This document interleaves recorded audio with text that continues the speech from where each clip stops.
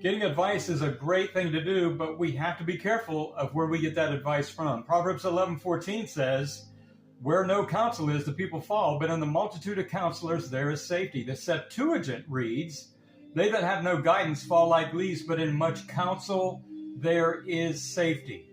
Now, like I said, we have to be careful of who we get this counsel from, because sometimes the people who claim to be for you, they're not for you.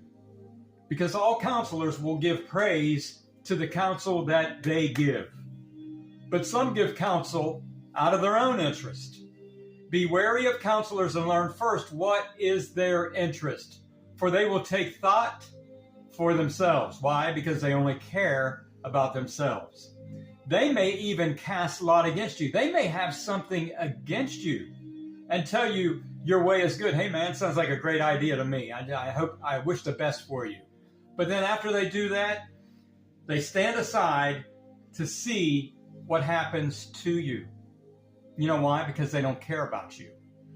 They just appease you in your moment. Now, this is who we need to associate with. This is who we need to go to for advice. But associate with a godly person whom you know to be a keeper of the commandments, that being the commandments of Christ, who is like-minded with yourself, who will grieve with you if you fail. It's like they grieve in their heart, just like they would if they failed. They are grieving because you failed. These are people who care about you. And also heed the counsel of your own heart, for no one is more faithful to you than it is. Your heart.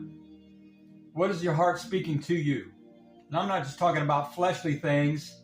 I'm talking about if you are a believer in Christ and you're filled with the Spirit, what is the Spirit of the Lord speaking to you? It might be speaking something different than some of these other people are speaking.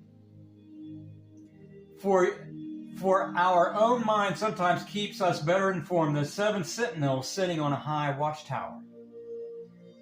But above all, this is what we do first and foremost, which is what James chapter 1, verse number 5 says. But above all, pray to the Most High that He may direct your way in truth. As James chapter 1, number 5 says, but if any of you lack wisdom, let him ask of God, that giveth to all men liberally, and upbraideth not, and it shall be given him. Ultimately, we go to God.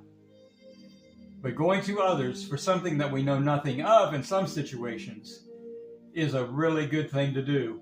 But we have to be careful of who we get that from, because all people that say they're for you may not be for you.